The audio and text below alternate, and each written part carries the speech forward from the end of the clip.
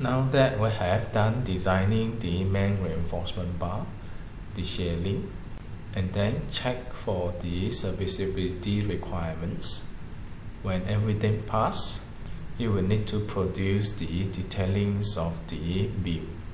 This brings us to the next questions.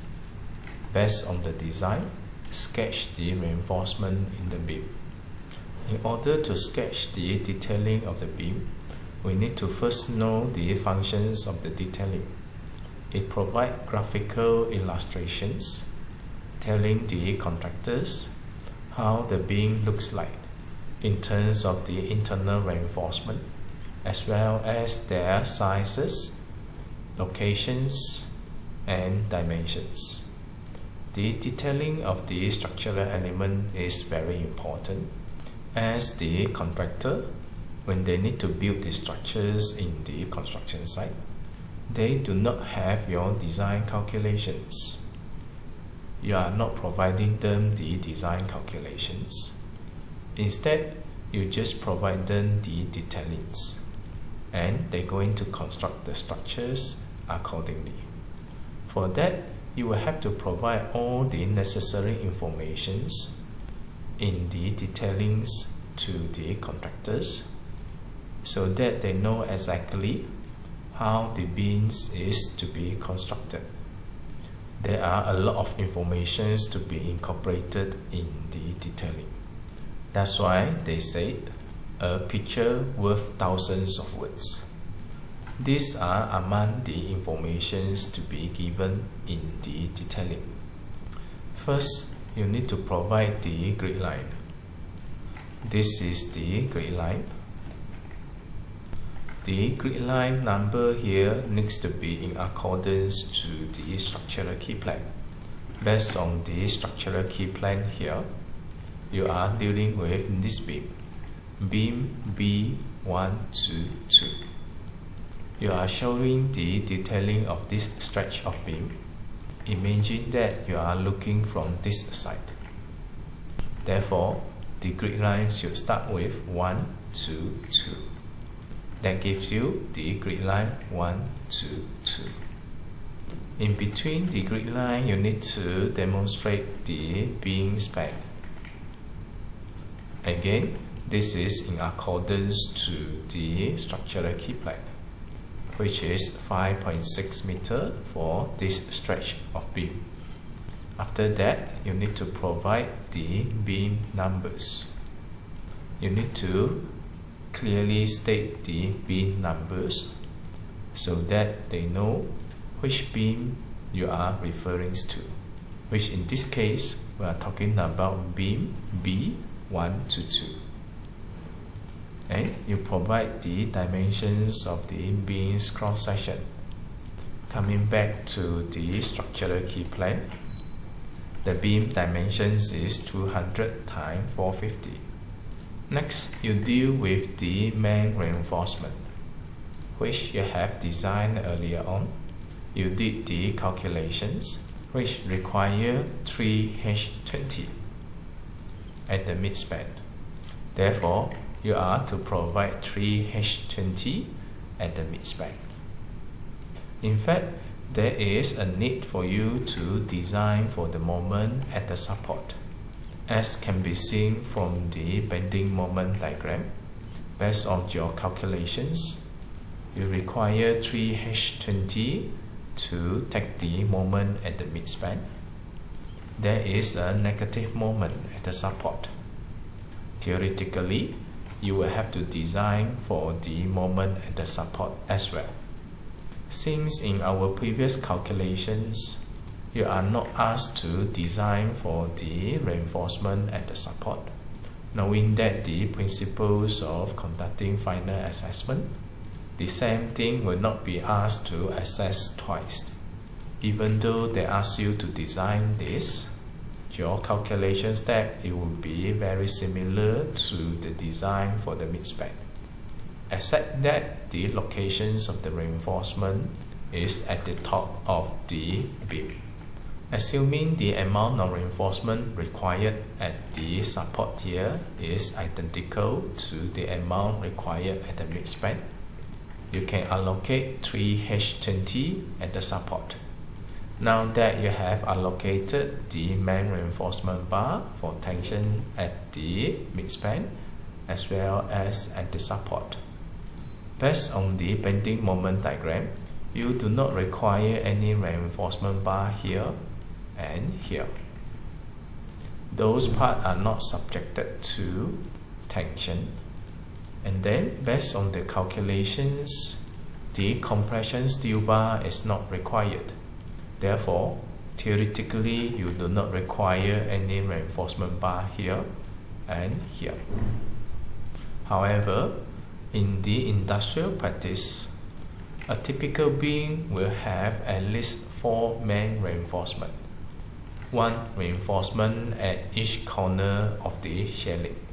You need those reinforcements for you to tie the shelling so that it stays in the designated place.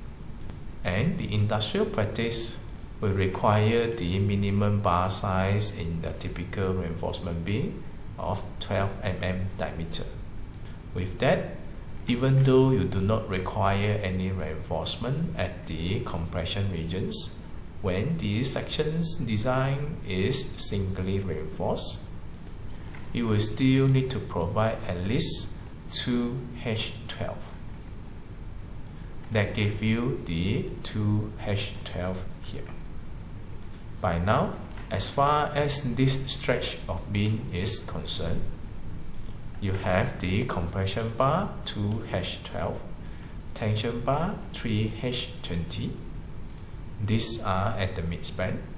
As for the support, assuming the required amount of rebar is the same as the one at the midspan, you will need 3H20 here and at least 2H12 here. Before you decide on the amount of reinforcement bar here, theoretically you will have to design the following stretch of beam to determine the amount of reinforcement.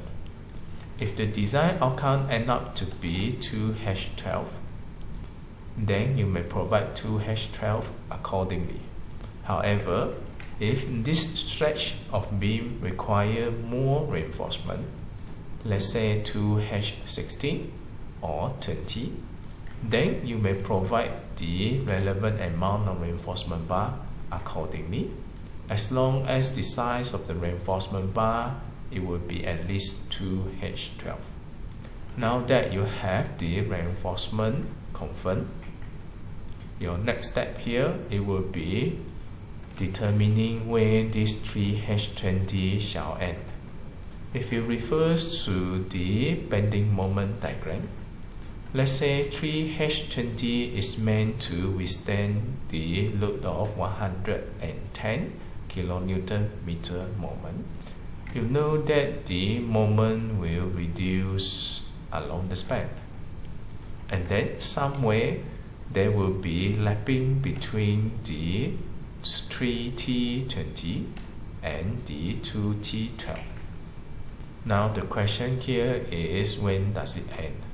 For you to find the positions where the 3T20 shall end, theoretically you will need to know the moment that can be withstood by the 2T12. You make sure that the moment resistance given by that 2H12 is greater than the moment that needs to be withstood from the bending moment diagram. This requires some calculations. Most likely it's going to end somewhere here.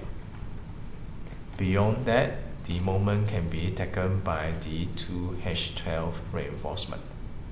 Now, if you find this quite tedious and you have intentions to simplify it, you have 2 options. You may apply 3H20 throughout until the support here. Since 3H20 is more than 2H12, it is more than enough. Just that the amount of material provided is a bit wasteful. You don't need that amount of reinforcement bar. especially when the purpose is only meant to hold the shear link. Providing 2H12 has already been more than enough, not to mention providing 3H20. The second option for you, it will be for you to identify the locations here. Maybe you can consider stopping your 3H20 at the 0 moment here. Of course, you will need to do some basic calculations from your bending moment diagram. Identify the locations where you should stop the 3H20. Now you will have problem lapping between the 2H12 and 3H20. They are not the same size. When different sizes of reinforcements encounter, there is a need for the lapping leg. This is important in order to ensure that the stress can be effectively transferred from one bar to another bar.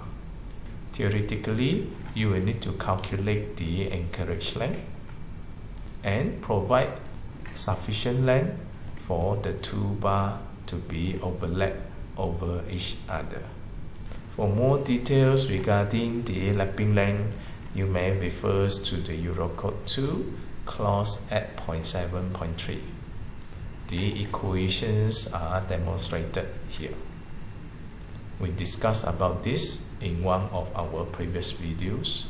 If you wish to know more, you may refer to those videos. This is one of the ways for you to deal with this 3H20. Alternatively, if you find the calculations of the leg length is rather tedious, you can choose to have this as 2H20 with the same bar size of this. You know that at the support, in the cross sections, you need 3 reinforcement as far as in this cross section is concerned. And then later, when come to these cross sections, you only require 2 reinforcement. The center reinforcement shall end here. With that, you do not require any lapping, since these 2 reinforcements, they are the same reinforcement. Just that, starting from this stretch, you will have an additional center reinforcement. This is another way to deal with 3H20. Again, coming back to the efficiency of the material used. Do you really need that amount of reinforcement? Normally in the industrial practice, when the reinforcement is not required, they will just stick with 2H12 and provide adequate leg length. Once this is done, you may consider the curtailment, especially when you deal with the 3T20 at the mid-spec. We talked about the curtailment for beams in one of our previous videos. The diagram here shows some simple application rules for the curtailment. It is noted that the curtailment requirement cannot be found in Eurocode. These are normally concluded on basis of the previous practices, and then it is stated that it is applicable for the members subjected substantially to the uniformly distributed load, and the GKs are normally greater than QK. Assuming that the principles of curtailment here is applicable for your case. First, you will need to know the type of the beam, whether it is simply supported or continuous beam. This beam is a continuous beam. That means you will need to refer to this. The functions of curtailment is for you to reduce the amount of reinforcement bar in the member as a means to reduce the cost of the construction. Second, it prevents the congestions of the reinforcement at the joints.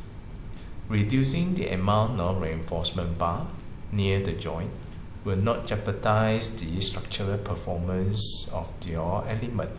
Why is it so? Because the moments are relatively low for the bottom reinforcement to be taken near to the support.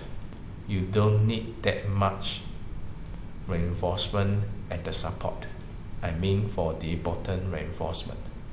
As for the top reinforcement, you need more reinforcement at the support. The following part, you will need less reinforcement. Therefore, it is okay for you to reduce the amount of reinforcement near to the support. Coming back to this 3H20, reaching the support, you can reduce the amount of reinforcement to 30%, which in this case you have 3H20, and you know that minimum you need 2 reinforcement bar, 1 for each corner of the shielding. Reducing the amount of reinforcement bar to 30%, it can end up to be 1H20. That doesn't meet the requirement of at least 2 reinforcement bar. What you can do here is you can reduce 3H20 to 2H20. You still have 2/3 of the amount of reinforcement bar provided near to the support. This is greater than the 30% requirement. Therefore, it is considered acceptable. Now you need to know where the third H20 rebar shall end. Based on the diagram here, you are talking about 10% of the effective span of the beam at the end span, and then 15% of the effective span of the beam at the intermediate support. Your beam span here is 5,600 mm. 10% it would be equivalent to 560.